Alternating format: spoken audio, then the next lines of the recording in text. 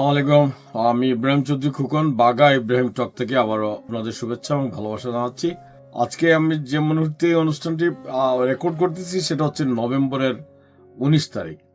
তো এই নভেম্বর মাসের এই একদিন বা 2 দিন আগে 17 নভেম্বর বাংলাদেশের ইতিহাসে একটা বড় ঘটনা ঘটে গেল। এটা আমাদের বাংলার জনপদে আমরা 1757 সাল থেকে যখন আমাদের অস্তিত্বের কথা বলি, আমরা বিভিন্ন কালকে নির্ধারণ করি।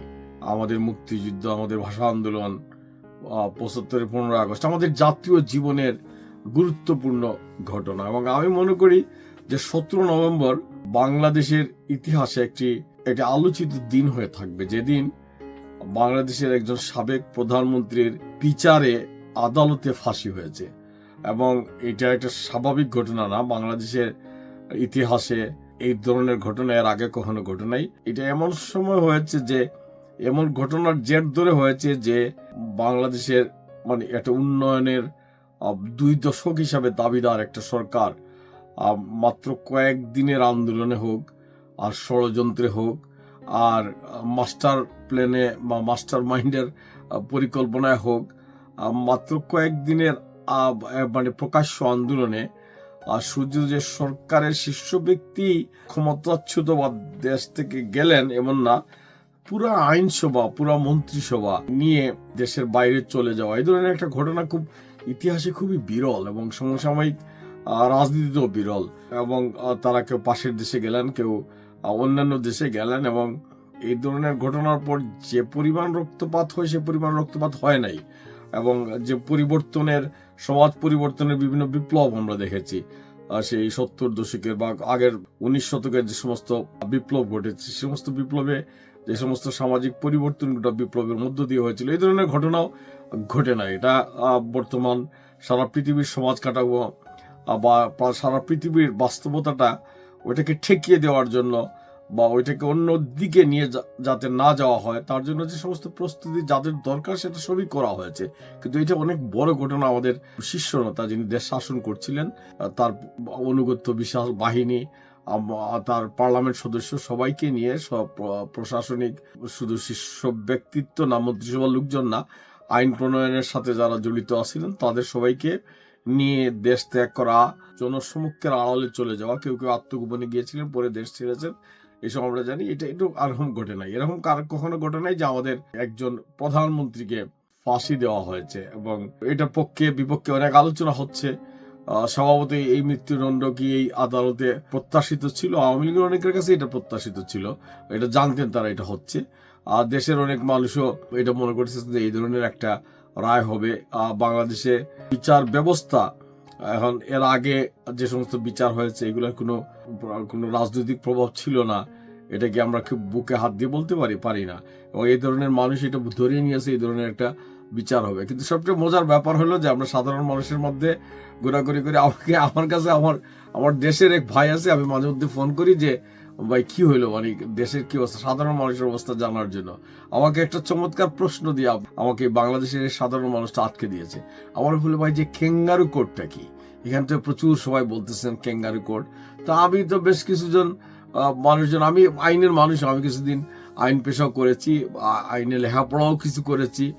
এখন ক্যাঙ্গারু কোড আমি জানি, ক্যাঙ্গারু নামে একটা জন্তু আছে, একটা প্রাণী আছে, সে লাফালাফি করে। কিন্তু এটার সাথে এই যে ক্যাঙ্গারু কোড বলতে কি, এটা শব্দটা কোত্থেকে আসলো আমি কিন্তু খুব সহজেই এটার উত্তর দিতে পারি না। এটা ঘাটাঘাটি করে যখন আবার তাকে জানাতে গেলাম যে এই ক্যাঙ্গারু শব্দটার সাথে সরাসরি যা মিন করা হয় তার কোনো যুগসূত্র কিভাবে ক্রিয়েট হলো আমরা জানি না। কিন্তু এটা 1890 সালের দিকে বা তারও আগে, 90 শতকে, 1800 শতকের দিকে আমেরিকায় যুক্তরাষ্ট্রের কিছু বিচার ব্যবস্থা, যে সমস্ত প্রান্তিক যুক্তরাষ্ট্র, সেখানে এইসব কোর্ট এক একদিন এক এক জায়গায় বসতো, তারা লাফিয়ে এক জায়গায় থেকে আরেক জায়গায় দিতেন। এই রায়, যতগুলা রায় তারা দিতে পারতেন, এই সমস্ত আদালত সমস্ত প্রান্তিক আমেরিকার, সেই লাফিয়ে লাফিয়ে তারা এক জায়গা থেকে আরেক জায়গায় যেতেন। এবং তাদের বেতন বৃদ্ধি পেত। অনেকেই এই সমস্ত রায়কে প্রিজুডিস, আগে থেকে ধারণা, আগে থেকে সিদ্ধান্ত নেওয়া বিচার মনে করতেন। এই সময়ের সাথে বলতে বলতে 1840 দশকে ক্যালিফোর্নিয়ার গোল্ড রাশ সময়, সেখানে এই যে তৈরি এই সমস্ত বিচার নিয়ে প্রচুর আলাপ হয়েছে। তো এখান থেকে এই ক্যাঙ্গারু শব্দের সাথে ক্যাঙ্গারুর সাথে ওই যে লাফালাফির বিষয়টা এটা জড়িয়ে এই ক্যাঙ্গারি কোর্ট। তো আমি বাংলাদেশের একজন সাধারণ মানুষ, কিন্তু আমাকে এই শেখ হাসিনা মানে ফাঁসি হয়েছে এইসবের আগেই আমার কাছে আমার সেই মানুষটা জানতে চাইলেন যে ভাই ক্যাঙ্গারু কোর্টটা কি। তো এটা নিয়ে আমি যে জবাব দিলাম, জবাবে উত্তরে এই সাধারণ মানুষটা আবার আরেকটা অসাধারণ উত্তর করলেন, বললেন ও তাইলে ক্যাঙ্গারু এই কোডটাও এটাও এখানেও দেখতেছি আপনাদের আমেরিকার হাত আছে। বাট এগুলো সব হাস্যরসের ব্যাপার। বাট ক্যাঙ্গারু কোড এখানে প্রচুর আলোচনা হচ্ছে যে এটা ক্যাঙ্গারু কোড। যখন আমরা জানি আওয়ামী লীগ সরকারের সময় যুদ্ধাপরাধীদের বিচার হয়েছিল, জামাত নেতাদের বিচার হয়েছিল, ফাঁসি হয়েছিল, যখন যাবজ্জীবনের রায় হলো তখন মানে শাহবাগে আন্দোলন হলো এবং জনগণের আন্দোলনের পরে এই আইন পরিবর্তন করে সরকার আপিল করে সেই রায়কে মৃত্যুদণ্ডেতে নিয়ে যাওয়া হলো। এইসবও কিন্তু খুব মানে আদালতের আইনের খুব স্বাভাবিক ঘটনা ছিল না বলেই এইসব নিয়ে প্রশ্ন আছে। এটা কি ঠিক বেঠিক এটা নিয়ে আমি আলোচনা করতে চাই না, এটা আলোচনার এই অবস্থাও নাই। আমরা সবাই নিজের মতো বলি, নিজের মতো করে শুনি, নিজের ভালো লাগে যা সেই ব্যাপারেই আমরা শুনতে ইচ্ছা করি। তো আমরা একদম নৈর্বুক এবং আমরা বিকজ আমরা কেউই প্রভাবের বাইরে না, আমরা বাংলাদেশে বড় হয়েছি এবং এই বাংলাদেশে আমরা রাজনীতির প্রভাবের মধ্য দিয়ে বড় হওয়া। সো আমরা দেখেছি যে এই একদম নৈর্বক্তিকভাবে কথা বলা এখানে যেমন সম্ভব না, একদম শোনাটাও আমরা শোনার জন্য প্রস্তুত না। তো এই 17 নভেম্বর আমি মনে করি যে বাংলাদেশের ইতিহাসে একটি ঐতিহাসিক দিন হয়ে থাকবে। এই ইতিহাস যে যার মতো করে চর্চা করবেন। এই ইতিহাস আগামী দিনে কিভাবে লিখিত হবে, এটা কি একটা ধ্বংসাত্মক দিনের সূচনা অথবা একটা গৌরবের দিন, এটা আগামী দিনের বাংলাদেশ নির্ধারণ করবে যে এই দিনের মধ্য দিয়ে একজন অপরাধীকে শাস্তি দিচ্ছে, অথবা এই দিনের মধ্য দিয়ে মানে একটা শাস্তি দেয়া হয়েছে যেটা রাজনৈতিকভাবে চরম প্রভাবান্বিত। এটা আমরা এখনই বলতে পারবো না, আমরা এখন শুধু বলতে পারি যে এটার আশু প্রতিক্রিয়া কি হতে পারে। এবং আমি মনে করি আসল প্রতিক্রিয়া যে কোনো আইন আদালতে যদি বিচার হয়, প্রকৃত অপরাধীর অপরাধ শনাক্ত করে বিচার হয়, আমাদের খুশি হওয়ার কথা। কিন্তু এই বিচারের পরে মানে বাংলাদেশের সব কি শান্ত হয়ে যাবে আমি মনে করি না। আবার এই বিচার ঘোষণার পরে আমরা দেখলাম যে জামাত নেতারাদের বিচারের পরে তাদের কিছু অন্ধভক্ত কেউ মানে একদম নিজেরা মানে আবেগের ছুটি নিজেরা মানে নিজেদের উৎসর্গ করলেন, মৃত্যুর দিকে রওনা দিলেন, এমন ধরনের একটা মানে শর্ট হইলেন, কেউ মানে মৃত্যুর জন্য প্রস্তুত, বা কেউ মারাও গেলেন। আমার মনে হয় কয়েকজন মারাও গেছেন সেই সময়ে। কিন্তু আওয়ামী লীগ নেত্রী বা সাবেক প্রধানমন্ত্রী শেখ হাসিনার ফাঁসি হওয়ার পর মানে আওয়ামী লীগেরও যারা ধরেন এই ফেসবুকে প্রতিদিন নিজেকে বিপ্লব করেন বা এটা করেন, তাদের কেউই এই ধরনের অসহনীয় কোনো আচরণ করেন নাই। অত্যন্ত বুদ্ধিমত্তার সাথে তারা আবার মানে নিজেকে উৎসর্গ না করে নিজেকে নিরাপদ রেখে, যুদ্ধের এইটাই তো কৌশল, নিরাপদ রেখে নেত্রীর প্রতি যতটা ভালোবাসা দেখানো যায় বৈপ্লবিকভাবে সেটা দেখিয়েছেন বা দেখাচ্ছেন। এবং এই দেখাটা চলমান থাকবে, এবং এই চলমান থাকবে দেখেই বাংলাদেশের রাজনীতিতে শেখ হাসিনাও মানে অনুচ্চারিত হয়ে যাবেন না, শেখ হাসিনাও ইতিহাস হয়ে যাবে না, আওয়ামী লীগও ইতিহাস হয়ে যাবে না। এদেশে অনেকেই বলতেছেন যে এটার মধ্য দিয়ে আওয়ামী লীগের রাজনীতি শেষ হয়ে যাচ্ছে, এটার মধ্য দিয়ে আওয়ামী লীগ আবার উঠে দাঁড়াতে পারবে না, এটার মধ্য দিয়ে শেখ হাসিনা নেতৃত্বের বাইরে যদি কোনো আওয়ামী লীগ করে তাইলে তারা আসতে পারবে, শেখ হাসিনা নিয়ে আর আওয়ামী লীগ আসতে পারবে না। এগুলো সবই সত্য। এখন আওয়ামী লীগ তো আর আমরা করি না, যারা এটা বলেন সে করেন না, আওয়ামী লীগ আমিও করি না। আওয়ামী লীগ যদি মনে করে তাদের এই শেখ হাসিনাকেই নেতৃত্বে রাখবে, এটা বাইরে থেকে কেউ বললে যে আপনারা ঠিক করে দেবেন যে আওয়ামী লীগের নেতৃত্ব কে হবে। আওয়ামী লীগের নেতৃত্ব এখন পর্যন্ত আওয়ামী লীগের সমস্ত লোকজন মনে করেন যে শেখ হাসিনা এটার নেত্রী, তিনি এখন এটা তার ফাঁসির রায় হোক, তিনি ভারতেই থাকেন আর যেখানেই থাকেন, ওই নেতৃত্বের মাধ্যমেই তারা সংগঠিত হতে চায়। এখন এই নেতৃত্বের মাধ্যমে হ্যাঁ তিনি একটা জায়গায় তিনি পরাজিত হয়েছেন।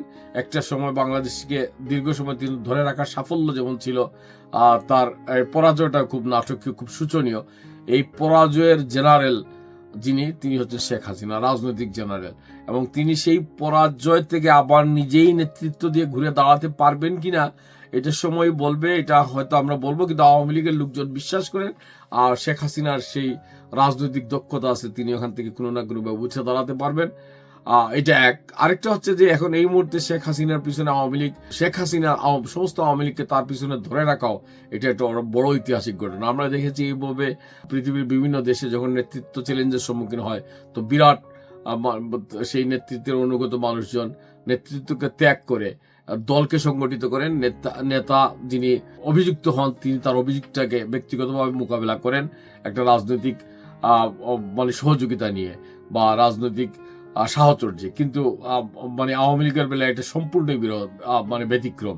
আমরা দেখি নাই যে 2024 জুলাইয়ের পরে একজন আওয়ামী লীগ দল ছেড়া যায় নাই, একজন আওয়ামী লীগও বলে নাই আমাদের নেত্রী ভুল করেছেন, একজন আওয়ামী লীগও এই নেতৃত্বকে চ্যালেঞ্জ করে দাঁড়ায় নাই। সুতরাং আওয়ামী লীগের নেতৃত্বের প্রতি আওয়ামী লীগের দল যে ইস্পাত কঠিন ঐক্যবদ্ধ অবস্থা দাঁড়িয়ে আছে এখনো, এটা একটা বিরাট ঘটনা। এই ঘটনাকে খাটো করে দেখার কোনো কারণ নেই। এবং বাংলাদেশে আওয়ামী লীগ প্রসঙ্গে যেমন নির্বাচন হবে, এই নির্বাচনের মধ্য দিয়ে মানে আওয়ামী লীগকে বাদ দিয়ে নির্বাচন, হ্যাঁ এই নির্বাচন হয়তো হবে। এই নির্বাচন এর মধ্য দিয়ে কি আওয়ামী লীগের যে মানে লক্ষ লক্ষ কোটি সমর্থক সারা বাংলাদেশে রয়েছে তারাও বিলীন হয়ে যাবেন? এবং এটা কি আমরা খুব সহজেই বলি এটা একসময় মুসলিম লীগ হয়ে যাবে, এইটা হয়ে যাবে? আমি মনে করি এটা হবে না। আওয়ামী লীগ বাংলাদেশের রাজনীতিতে বেশ প্রাসঙ্গিক থাকবে। বাংলাদেশ যতদিন থাকবে বাংলাদেশের পতাকা থাকবে। এখন এইটা বলার জন্য আমার উপর হামলে পড়েন না। আওয়ামী লীগের মানে আমরা আওয়ামী লীগকে বাদ দিয়ে আলাপ করতে পারবো না। এটা বাস্তবতা থেকে মুখ ফিরিয়ে মানে কথা বলার কোনো সুযোগও নাই। আমি মনে করি যে আওয়ামী লীগ বাংলাদেশের রাজনীতি প্রাসঙ্গিক থাকবে, হ্যাঁ ইতিবাচক এবং নেতিবাচক দিক থেকে। আওয়ামী লীগ 1.5 দশক রাজত্ব করেছে বাংলাদেশে, ভালো কাজ করেছে এবং অনেক খারাপ কাজ করেছে। যে খারাপ কাজের সমালোচনা আমরা যতটা পারি করেছি, অনেক সময় করতে পারি নাই। কিন্তু এভাবে যে দুর্নীতি হয়েছে, যে লুটপাট হয়েছে, ব্যাংক, এগুলো তো আমরা বলেছি, এগুলো বহুবার বলা এবং এই বলার এইটার পরিণতি হয়েছে। এবং আমাদের বিভিন্ন রাষ্ট্র প্রতিষ্ঠান তাদের হাতে যে ধ্বংসের অভিযোগ, এটা তো মূলক না। বিচার ব্যবস্থাকে প্রভাবান্বিত করেছেন বারবার এবং এই বিচার ব্যবস্থাকে ব্যবহার করে শেখ হাসিনা বহুবার রাজনৈতিক ফায়দা নিতে চেয়েছেন। এটা এখন জামাত শিবিরের বিরুদ্ধে হোক, নিজে ক্ষমতায় টিকিয়ে রাখার জন্য হোক, আদালতকে ব্যবহার করে এটা বহুবার এই কাজটা করা হয়েছে। তার মানে কি আদালত একটা রাজনৈতিক ইঙ্গিতে চলেছেন এবং হঠাৎ করে এই আদালত তো একটা ঘটনার মধ্য দিয়ে সেই বিচারকরা ভালো হয়ে গেছেন বা মানে একই প্রতিষ্ঠানগুলো সব জায়গায় ভালোভাবে কাজ করবে আমাদের মন মতো বা আমাদের মানে খাতাপত্রে যে একজন বিচারকের কাছ থেকে আমরা যেভাবে আশা করি, আমরা যে স্বপ্ন দেখি যে একজন বিচারক বা একটা বিচার ব্যবস্থা তাই হয়ে যায়, বাংলাদেশের বিচার ব্যবস্থা এভাবে হবে না। এটা একটা সিস্টেম যখন ভেঙে পড়ে এটা আবার নতুন করে মানে গড়ে উঠতে দীর্ঘ সময় লাগে। এইসব যারা কাজ করেন তারা জানেন। তো আমি মনে করি যে শেখ হাসিনার যে বিচারটা হয়েছে এটা প্রত্যাশিত ছিল উভয় পক্ষের কাছে।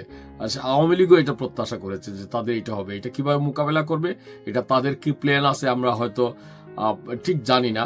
এবং সরকার যে ধরনের একটা রায় দিবে এই ব্যাপারে জনগণও জানে। এই জন্য জনগণ যে ব্যাপকভাবে একটা মিষ্টি বিতরণ, সারা দেশে একটা হয় হুল্লোড় যে শেখ হাসিনার ফাঁসি হয়েছে, এই ব্যাপারে মানে একটা উল্লাস সারা দেশব্যাপী, এ ধরনের কিছু না। হ্যাঁ রাজনৈতিক পলিটিক্যাল ন্যারেটিভ যারা দেন তারা তাদের কথাবার্তায় পক্ষে বিপক্ষে বলেছেন, উল্লসিত হয়েছেন, বিমর্ষ হয়েছেন।